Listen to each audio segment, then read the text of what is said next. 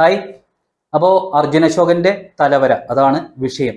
അപ്പോൾ ചിത്രത്തെക്കുറിച്ച് പറയുമ്പോൾ ആദ്യം തന്നെ പറയേണ്ടത്, ഒത്തിരി നാളുകൾക്ക് ശേഷം ആദ്യം മുതൽ അവസാനം വരെ ചിരിച്ചും കണ്ണു നനഞ്ഞും ചിന്തിച്ചും ഒക്കെ സമയം പോയതറിയാതെ പടം കഴിഞ്ഞപ്പോൾ അയ്യോ ഇത്ര പെട്ടെന്ന് തീർന്നു പോയോ എന്ന് വിഷമിച്ച് തിയേറ്ററിൽ നിന്ന് ഇറങ്ങിയ ഒരു ചിത്രം.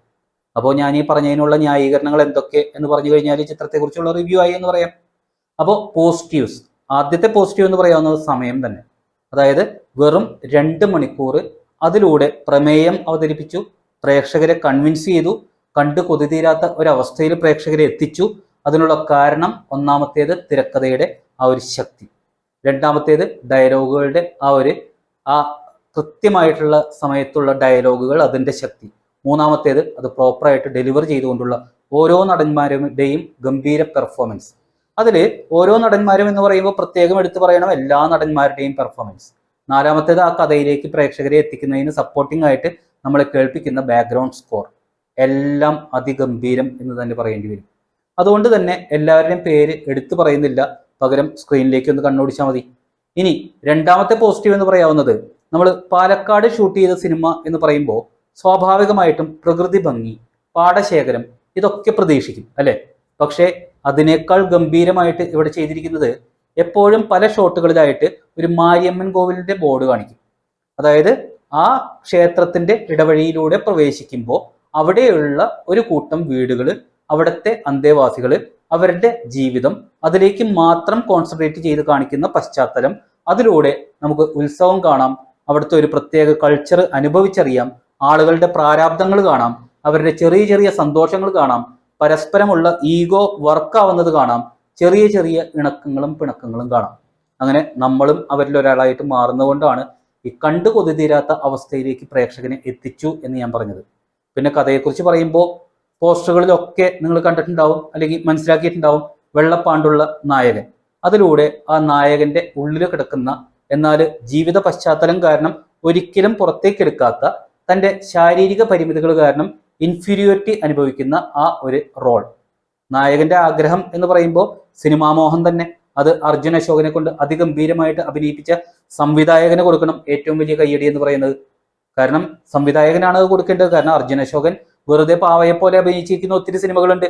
ഒപ്പം അത് 100% കയ്യൊതുക്കത്തോടെ അവതരിപ്പിച്ച അർജുൻ അശോകനെ സംബന്ധിച്ചും ഇത് വളരെ നല്ല ഒരു റോളാണ് എന്ന് തന്നെ പ്രേക്ഷകരെ കൊണ്ട് പറയിപ്പിക്കും.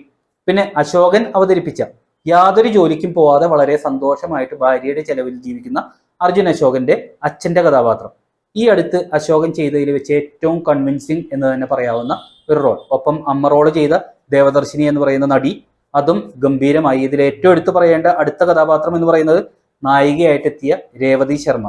സൗന്ദര്യം കൊണ്ടും ഒരു പ്രത്യേക ആകർഷണീയത കൊണ്ടും സ്ക്രീനിലെത്തി അവസാനം വരെ കരുത്തുള്ള കഥാപാത്രമായിട്ട് മാറി, നായകനിൽ ഒരു ലക്ഷ്യബോധമുണ്ടാക്കി, അതിന് തക്കതായ ശക്തമായിട്ടുള്ള ഡയലോഗ് ഡെലിവറി അവരുടെ ഭാഗത്തു നിന്നുണ്ടായി. ഈ സിനിമയിലല്ല, മലയാള സിനിമയിൽ തന്നെ ഒരു സ്ഥാനം ഉറപ്പിച്ചു എന്ന് പറയാം ഈ ഒരു സിനിമയോടുകൂടി.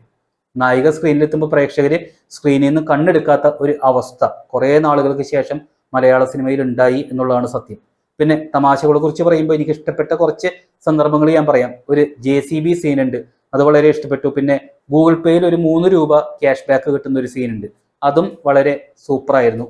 പിന്നെ വ്യത്യസ്തമായിട്ടുള്ള തമാശകൾ അതിൽ ധാരാളം ഉണ്ടായിരുന്നു.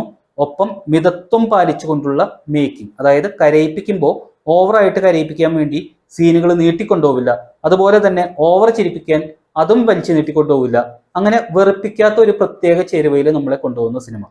പിന്നെ നായകനെ അഭിനയിപ്പിക്കാൻ വേണ്ടി പ്രചോദനം നൽകുന്ന ആ 2 ക്യാരക്ടേഴ്സ് കൂടിയുണ്ട്. ഒന്ന് ഷോർട്ട് ഫിലിം പിടിക്കുന്ന ഒരു പയ്യൻ, പിന്നെ സംവിധായകനായിട്ട് വരുന്ന മറ്റൊരു കഥാപാത്രം.